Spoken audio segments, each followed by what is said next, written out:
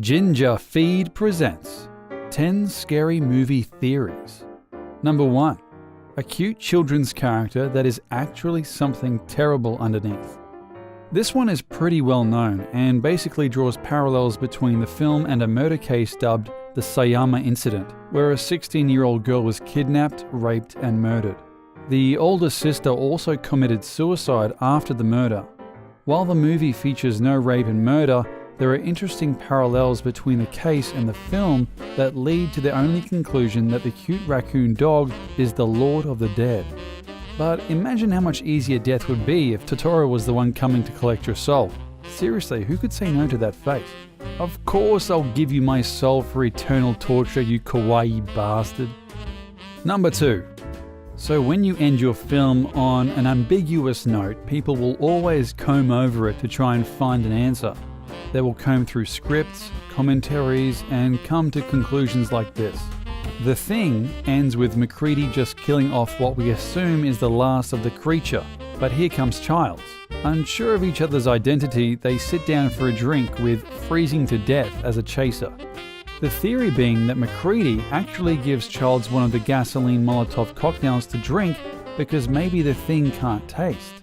Too bad Macready can't do shit about it, and this would mean that the whole film has probably been pointless, as the rescue team that eventually goes there will get infected by Child's frozen body, and bam, end of the world. Number 3. So this one we have probably assumed since Wonka took those kids on the boat ride from hell. Oh, and just the whole child negligence thing in general. Basically, it goes that Wonka is actually a bloodthirsty serial killer using his factory tour as a smokescreen to get his rocks off by murdering children in his death traps. Think about that. There isn't a single safety sign in that whole damn factory. In fact, I highly doubt there is even an Oompa Loompa in charge of OH&S. Then again, most of the children are victims of their own faults, and what's going to happen to Charlie then? Maybe Wonka will train him in his murderous ways instead of killing him in a future factory accident. Either way, that's a sequel I want to see. Number 4. What's that? A theory that makes a Shyamalan film better? It can't be possible. Nothing could make that twist make sense. Well, we better hear it.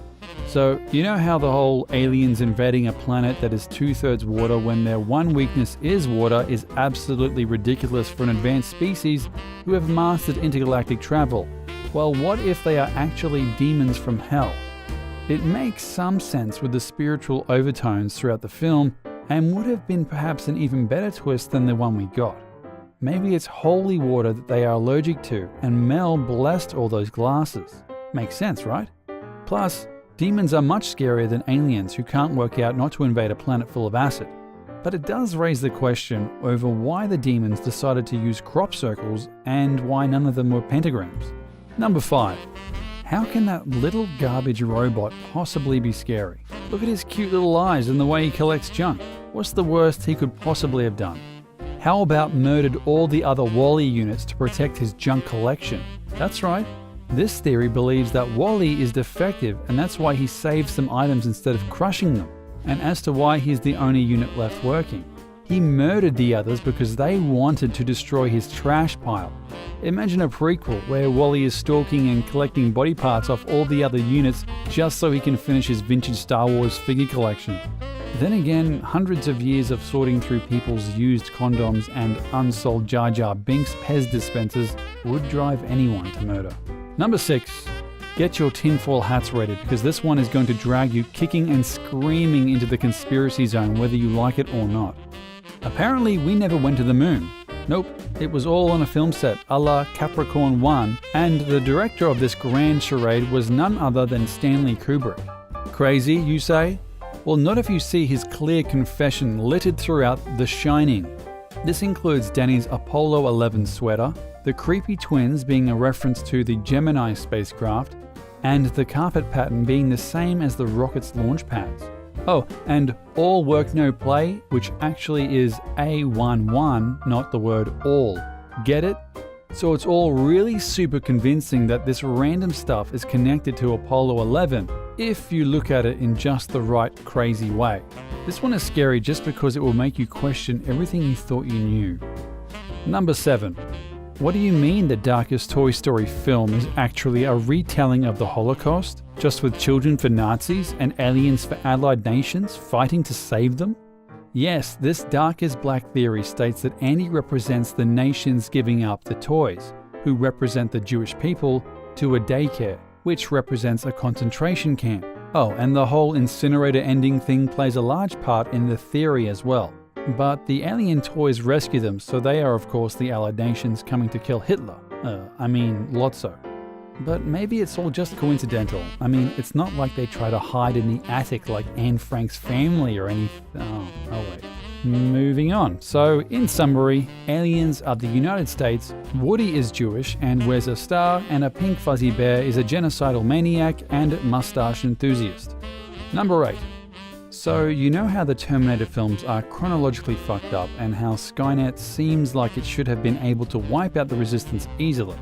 Well, this theory says it's all part of the plan and that we puny humans can't understand. So the theory goes that without humanity, Skynet and its massive military complex is useless without a resistance to fight. Oh, and they also knew that they needed to send Terminators back in time to create themselves. It's scary to think that no matter what, the machines will win and keep the humans in a perpetual, hellish, war-ravaged world. At least the machines in the Matrix had the decency to put the humans in virtual reality. Skynet's a dick. Number 9. Has building a time machine got you down?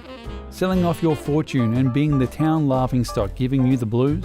Well, just buy a DeLorean and smack some crazy shit on it and run yourself over. Wait, what? This theory uses the scene where Doc first tests the time machine and drives it at 88 miles per hour towards himself using a remote control. Why would you drive an experimental car towards you unless you wanted to die if it failed to work, right? Fair enough, I'd want to die if my magic DeLorean didn't work too. Still, a bit of a dick move as he would have killed Marty as well, who was standing right next to him. Or maybe that was his plan. Number 10. Well, this one isn't very pleasant. Everyone's favourite boy wizard is actually not that at all, and is just a kid going insane under the stairs? Well, at least that's what this theory states. And with those believing it saying, oh no, Harry just invented the whole magic world to deal with his psychotic guardians. They're basically saying that because all of Harry's injuries are ones like broken arms and grey skin, it must be evidence of the child abuse he is suffering entering his delusion. Really, it's not hard to see how this one came about. I mean, what's more realistic? An owl is delivering his mail, or he is getting beaten senseless by his uncle every night. You decide. Alright, thanks for watching another amazing video, and please remember to hit the subscribe box for many more.